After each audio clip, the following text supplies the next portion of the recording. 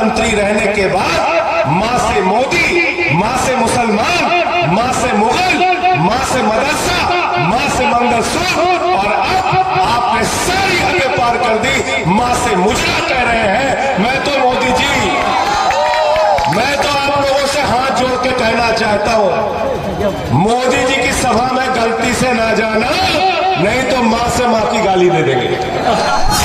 आप मुसलमानों को डराते रहते हैं, दिन रात डराते रहते हैं। मैं मोदी जी आपको एक जानकारी दे देता हूं, ये जो मुसलमान कौम है ना, ये सिर्फ अल्लाह से डरते हैं, किसी और से डरते नहीं है, इंसान से नहीं डरते। इनको डराने का काम आप बंद करो। मैंने संसद में मोदी के सामने नारा लगा दिया, मोदी अडानी भाई भाई, देश बेच के खाई मलाई। बुरा मान गए मोदी जी, कहने लगे संजय सिंह तो बहुत बोलता है। मुझे पकड़ के 6 महीने जेल में रखा मोदी जी ने। 6 महीने के बाद जिस दिन से निकला हूं, इनकी लंका लगाने में लग गया हूं। तुरंत इनकी लंका में आग लगाने के लिए लग गया हूं।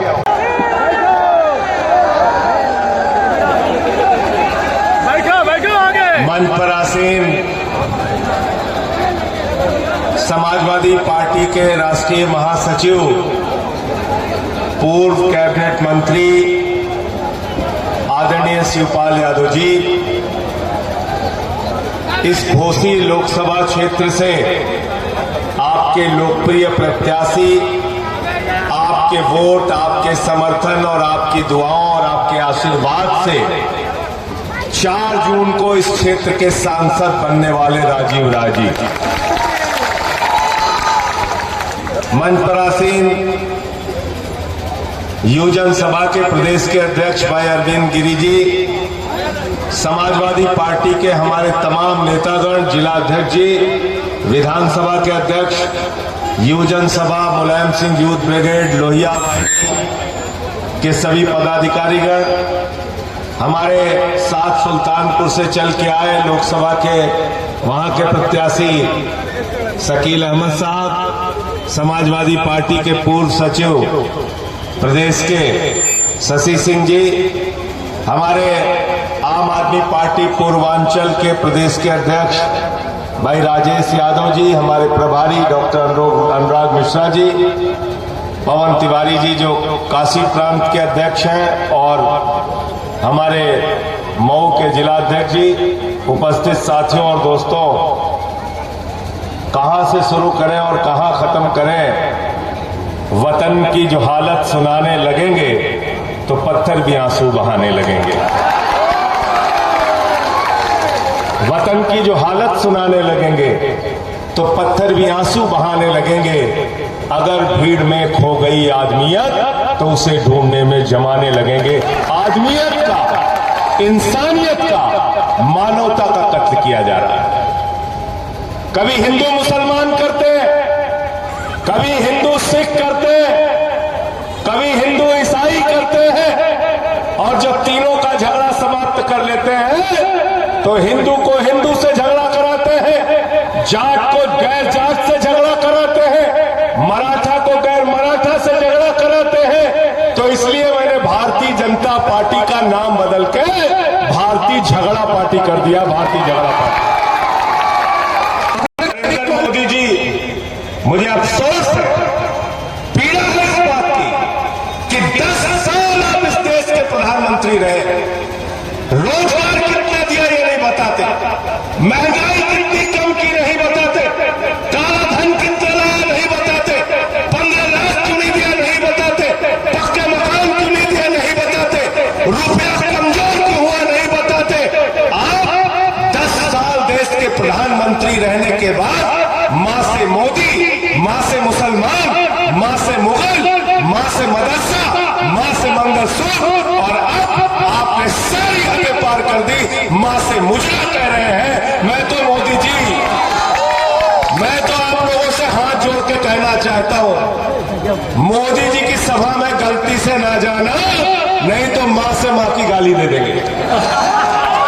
दे सकते हो, उनसे सावधान रहना। अब खाली माँ की गाली बकना रह गया। देश के प्रधानमंत्री ऐसी भाषा का इस्तेमाल कर रहे हैं। आपने बिहार की महिलाओं का अपमान किया। क्या कह रहे हैं प्रधानमंत्री जी? लालटेन लेकर मुजरा करने वाली जमात। मैं प्रधानमंत्री जी आपसे कहना चाहता हूं, बिहार की महिलाओं का आपने अपमान किया है। आरजेडी की जो महिला कार्यकर्ता लालटेन लेके चलती हैं, वो हमारे लिए सम्मान और गर्व का विषय है। उनको अगर मुजरा करने वाली आप कह रहे हो, तो पूरा बिहार, पूरा उत्तर प्रदेश, पूरा देश आपको जवाब देगा। मैं आपसे कहना चाहता हूं, मैं आपसे कहना चाहता हूं, इसलिए ऐसी भाषा का इस्तेमाल आप मत कीजिए प्रधानमंत्री जी। साथियों और दोस्तों, क्या क्या वादे किए प्रधानमंत्री ने आपसे 10 साल के अंदर? पहले कहा नौजवानों वोट दे दो, 2 करोड़ नौकरी हर साल देंगे। 20 करोड़ नौकरी मिल गई क्या आपको? नौकरी मिल गई क्या 20 करोड़? जो रोजगार था वो भी खत्म कर दिया। कौन सी योजना लेके आए राजीव राजी? अग्निवीर योजना। अग्निवीर कह रहे 4 साल में जवान को हम रिटायर कर देंगे। 17 साल में सेना के अंदर हमारे घर का लड़का जवान बनेगा। 21 साल में रिटायर हो जाएगा। हमारे घर का बच्चा पूर्वांचल का, घोसी का, गाजीपुर का, बलिया का, वो -45 डिग्री टेम्परेचर में सियाचिन में भारत की रक्षा करेगा, +50 डिग्री टेम्परेचर में जैसलमेर में भारत की रक्षा करेगा। और अमित शाह का बेटा, जिसको बल्ला पकड़ना नहीं आता, वो बीसीसीआई का सेक्रेटरी बनेगा। ये व्यवस्था हम बदलना चाहते हैं। ये व्यवस्था हम बदलना चाहते हैं। मोदी जी कहते हैं आप लोगों की संपत्ति लूट के मुसलमानों को दे दी जाएगी। मैं मोदी जी से कहना चाहता हूं और आपसे पूछना चाहता हूं, मोदी का सबसे करीबी दोस्त कौन है भाई? जोर से बोलिए नाम, सुनाई पड़ना चाहिए मोदी को। कोयला किसको दिया? गैस किसको दिया?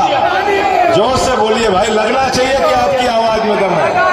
गैस किसको दिया? बिजली किसको दिया? पानी किसको दिया? सड़क किसको दिया? पोर्ट किसको दिया? एयरपोर्ट किसको दिया? पूरा हिंदुस्तान अदानी को दे दिया। आकाश से लेकर पाताल तक सब कुछ अदानी को दे दिया। मैंने संसद में मोदी के सामने नारा लगा दिया, मोदी अडानी भाई भाई, देश बेच के खाई मलाई।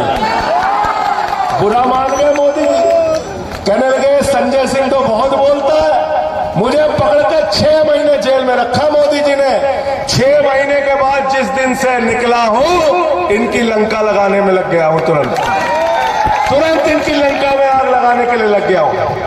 अरविंद केजरीवाल को जेल में रखा, मनीष सिसोदिया को अभी तक जेल में रखा हुआ है, सत्येंद्र जैन को जेल में रखा, संजय रावत को जेल में रखा, अनिल देशमुख को जेल में रखा, ममता बनर्जी के मंत्रियों को जेल में रखा, तेजस्वी यादव, लालू यादव को नोटिस भेजते हैं, अखिलेश यादव को सीबीआई का नोटिस भेजते हैं। ये आपका भाई जो राजीव राय बैठा है, इसके ऊपर ईडी के छापे मारे। आपको शर्म आएगी कैसे सवाल इनसे पूछे गए। इनसे जानते हैं क्या सवाल पूछा गया? मोदी के अधिकारियों ने इनसे सवाल पूछा कि आपने अपने पत्नी को 2000 रुपए क्यों दिए? मजाक नहीं कर रहा, गलत तो नहीं बोल रहा भाई राजीव राजी, गलत बोल रहा हूं तो मुझे रोक दीजिए। 12,000, चलिए ठीक कर देता हूं। बोले आपने अपनी पत्नी को 12,000 रुपए क्यों दिए? मोदी जी, जिसको पत्नी होती है उसी को तकलीफ का पता होता है, उसी को पता होता है। माफ कीजिएगा, आपको पति पत्नी के रिश्तों की पवित्रता के बारे में भी नहीं मालूम, और आपको पत्नी की क्या क्या जरूरतें और तकलीफें होती हैं ये भी नहीं मालूम। मैं निंदा करता हूं ऐसी जांच आप राजीव राय के खिलाफ कराते हैं। क्या कर रहे हैं आप लोग? इतना परहेज, इतनी नफरत। मुख्यमंत्री रहे अखिलेश यादव, 5 साल मुख्यमंत्री रहे उत्तर प्रदेश के। जब अखिलेश यादव जी अपना घर खाली करते हैं, गंगा जल से उनका घर धुलवाया जाता है। शर्म आती है भाजपा की सोच पे।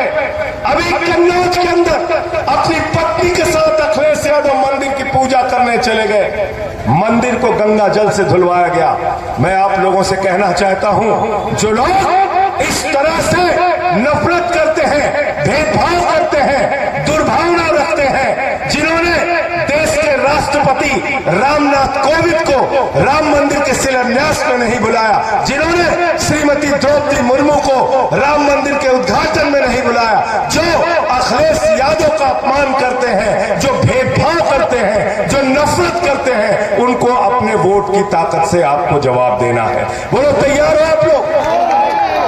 तैयार हो ना? ये देश 144 करोड़ लोगों का देश है।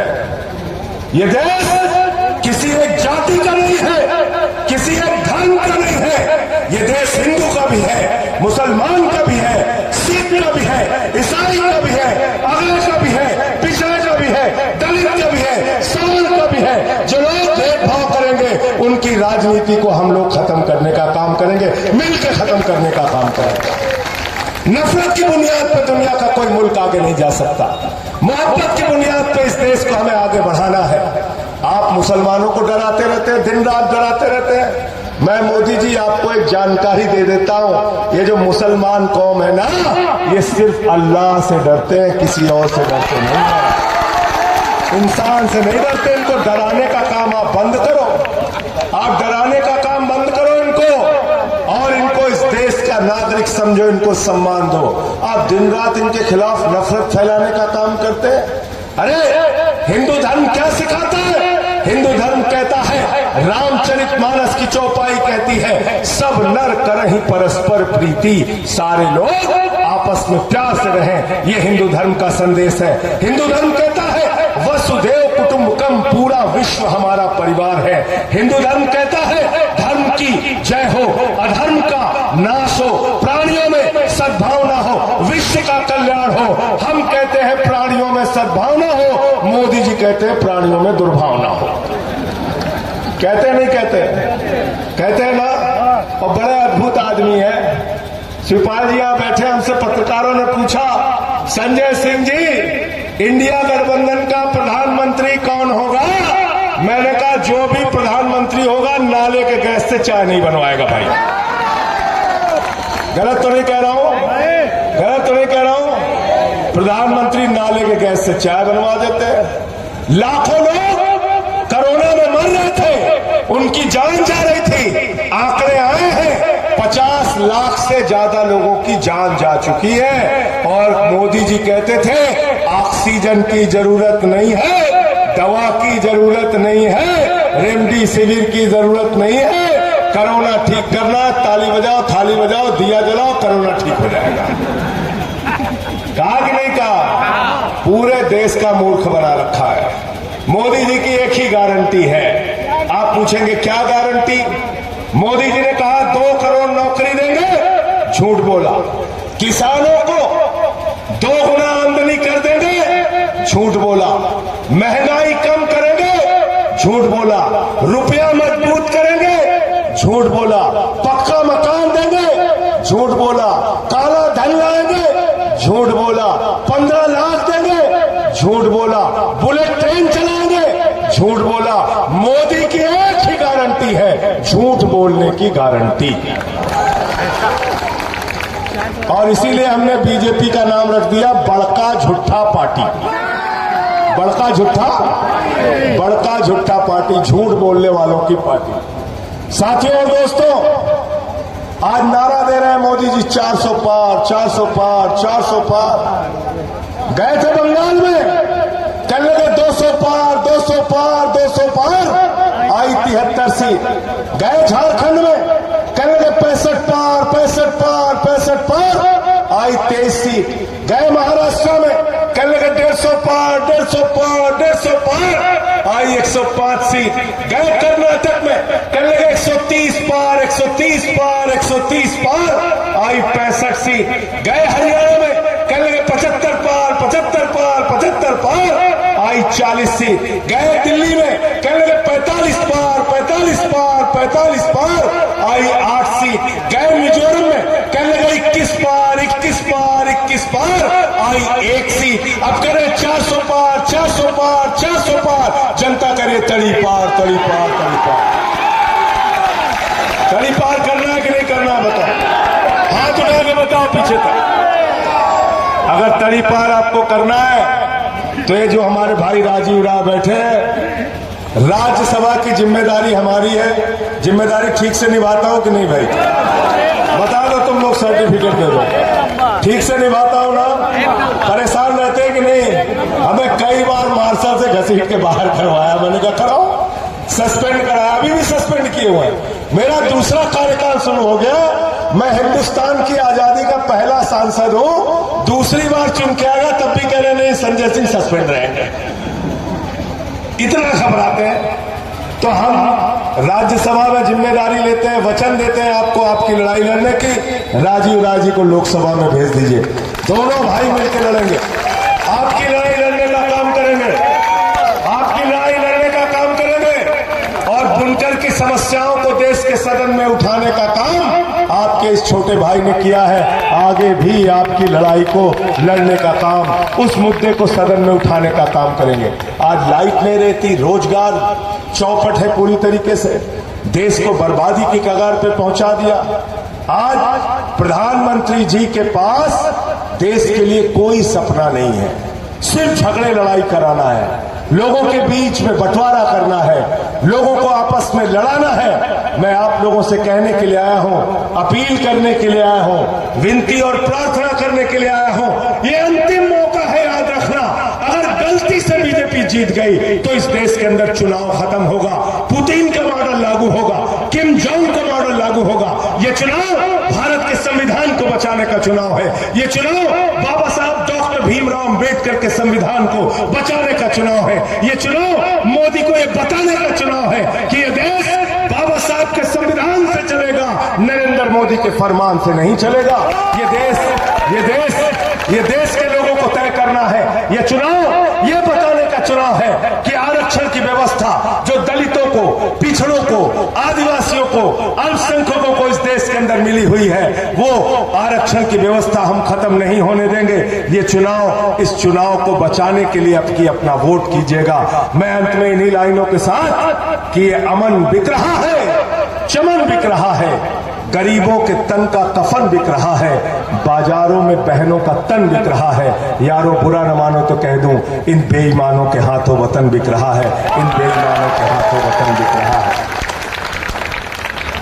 कैसे कैसे मंजर अभी आने लगे हैं और गाते गाते लोग चिल्लाने लगे हैं। कैसे कैसे मंजर अभी आने लगे हैं, गाते गाते लोग चिल्लाने लगे हैं। बदल डालो अब इस तालाब के पानी को, कमल के फूल तो मुरझाने लगे हैं, कमल के फूल तो मुरझाने लगे हैं। राजीव राय को आपको जिताना है। मैं फिर से विनती कर रहा हूं आपसे, जिताएंगे ना आप लोग? हाथ उठा के बताइए, पीछे तक, पीछे तक। बहुत बहुत शुक्रिया, बहुत बहुत धन्यवाद।